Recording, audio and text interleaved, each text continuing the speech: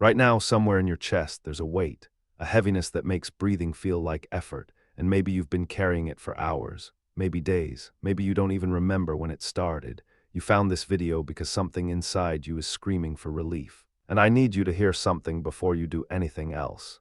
What you're feeling right now is not the truth about your life. It's a moment, a wave, and waves, no matter how massive they seem when they're crashing over you, always recede. Always they recede. The sadness you're drowning in right now is lying to you.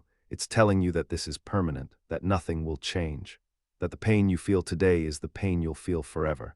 But here's what your sadness doesn't want you to know: you have barely begun to live. And what I'm about to share with you over the next few minutes might just be the lifeline you didn't know you needed. The 25% truth. If you're under 20 years old right now, I need you to understand something that might completely shift your perspective. You have lived approximately 25% of your life. 1/4. That's it. Imagine a book with 400 pages and you've only read the first 100. Would you judge the entire story based on the opening chapters? Would you throw the book away because the first act was difficult? The first 40 years of life give us the text. The next 30 supply the commentary. And even if you're older, even if you're 30 or 40 or 50, the math still works in your favor. The human experience isn't linear. Some people find their purpose at 60. Some discover love at 70. Some achieve their dreams when everyone else has given up on them. Your story isn't over. It's barely started. And the chapter you're in right now, this painful, confusing, overwhelming chapter, it's not the climax. It's not even close. Beginning. This is still just the beginning. But here's what makes this even more powerful. Strangers unknown. There are nearly 8 billion people on this planet. 8 billion unique stories, perspectives, souls walking around right now. And you, in your entire lifetime so far, have met less than 1% of them, probably less than a fraction of a percent. The person who will become your best friend might be sitting in a coffee shop right now in a city you've never visited.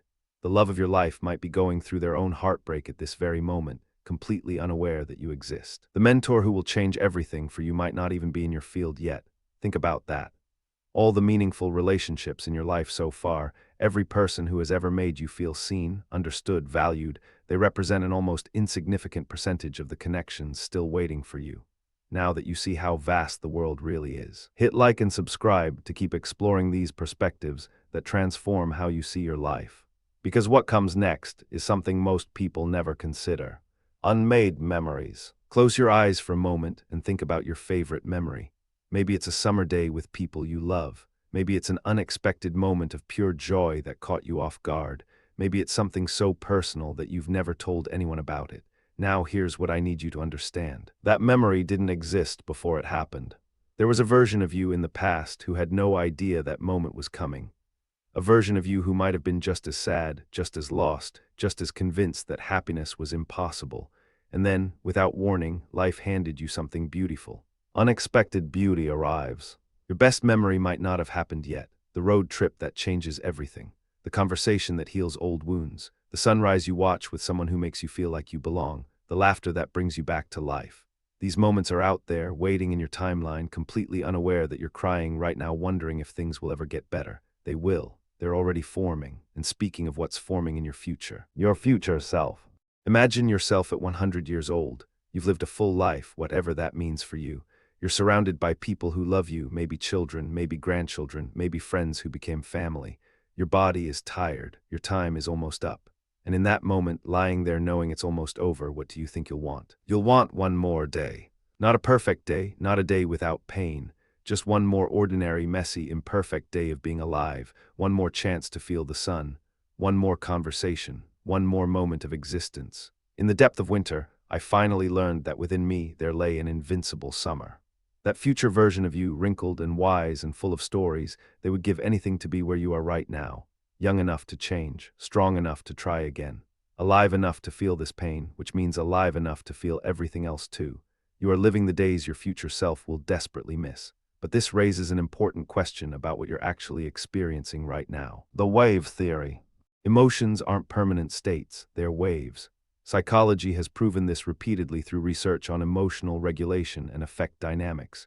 Your sadness right now, no matter how infinite it feels, is operating on a curve. It rises, it peaks, and eventually, inevitably, it falls. Rises, peaks, falls. The problem is that when you're at the peak, when the wave is crashing directly over your head, your brain can't see beyond it. Evolution designed you this way. When you're in emotional pain, your brain narrows its focus to the immediate threat. It makes the pain feel permanent because that's how survival responses work. But here's what the research shows. Emotions, even intense ones, typically last 90 seconds in their pure physiological form. Everything beyond that is your mind replaying the story. You're not feeling continuous sadness. You're experiencing waves of it, punctuated by the narratives you're telling yourself in between. And those narratives, those stories about how hopeless everything is, they're not facts. They're symptoms. The wave will pass. It always does. But understanding this intellectually isn't enough. Sadness lies. Your sadness is a liar. I need you to really hear this. When you're depressed, when you're overwhelmed with grief or hopelessness, your brain literally changes the way it processes information. Neuroscience has documented this extensively. The prefrontal cortex, responsible for rational thinking and future planning, becomes less active.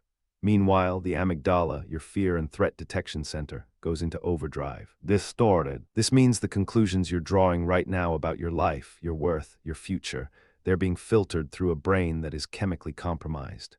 It's like trying to see clearly through a foggy window and believing the blur is reality. The mind is its own place, and in itself can make a heaven of hell, a hell of heaven. The thoughts telling you nobody cares, that's the fog. The voice saying nothing will ever change, that's the distortion. The certainty that you're fundamentally broken, that's your brain in survival mode, not your brain telling you the truth. What if you could see through the fog? Small anchors. You don't need to fix everything right now. You don't need to feel better instantly. You don't need to have the answers. You just need to hold on. Sometimes survival is the only victory that matters. 1, tomorrow might feel different. 2, your brain chemistry will shift. 3, a single conversation could change everything. 4, sleep resets perspective. 5, pain teaches what nothing else can. Viktor Frankl, a psychiatrist who survived Nazi concentration camps, discovered something profound about human resilience. He found that people could endure almost any suffering if they believed it had meaning, or if they had something to hold on to. Meaning through suffering. Find your anchor. It doesn't have to be big. Maybe it's a pet that needs you. Maybe it's a show you want to see the ending of. Maybe it's curiosity about what happens next. Maybe it's just spite, refusing to let the darkness win. Whatever keeps you here, whatever small thread connects you to tomorrow, grab it, hold it tight. And this brings us to something even more fundamental. The scar garden. There's a Japanese art form called kintsugi. When a piece of pottery breaks, instead of throwing it away or hiding the cracks, they fill the broken places with gold. The philosophy behind it is that the breakage and repair become part of the object's history, making it more beautiful, not less. You are being broken right now. I know it doesn't feel like art, it feels like destruction. But everything you're experiencing, every tear, every sleepless night, every moment you've had to force yourself to keep breathing, it's all becoming part of your story. And your story is not one of weakness, but of impossible strength. The people who understand pain the deepest become the ones most capable of compassion. The ones who have touched the bottom know how to help others climb up. Your suffering isn't meaningless, even if it feels that way right now. It's transforming you into someone who can do things the unscarred version of you never could. The wound is the place where the light enters you. But transformation requires one essential ingredient: time's promise. I know you've heard that time heals all wounds, and I know that right now those words feel hollow. When you're in acute pain, being told to wait feels like torture. But here's what nobody explains about time. It doesn't just heal, it transforms. You won't become who you were before. You'll become someone else entirely, someone who knows things you don't know yet, someone with perspectives you can't access from where you're standing, someone who will look back at this exact moment and understand it differently than you do now. 3 months from now, your brain will have different neurochemistry. 6 months from now, new experiences will have shifted your baseline. A year from now, things that feel unbearable today will be memories you can hold without breaking. Hold on. Time works. I'm not asking you to feel better. I'm asking you to give time the chance to do what it does. Every second you survive is a second closer to the version of you that can handle this. And there's one final truth I need you to carry with you. Your only wealth. Life is your most valuable possession. Not money, not success, not achievements or relationships or anything else you might think you've lost or never had.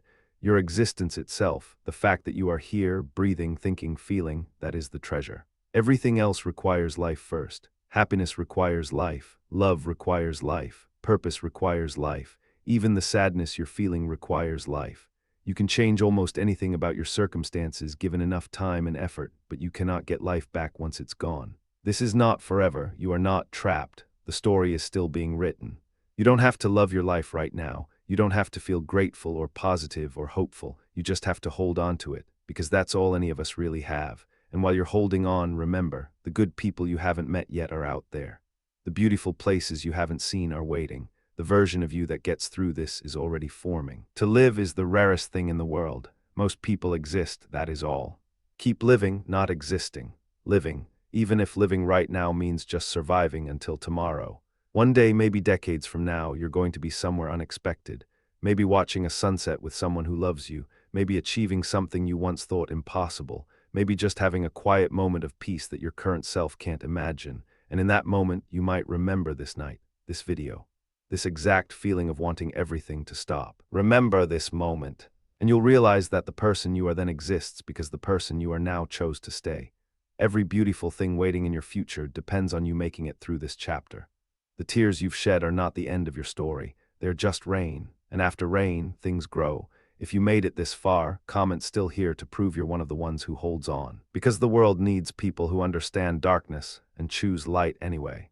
Welcome to the Psyche Project. If this gave you something to hold on to, share it with someone who needs to hear it today.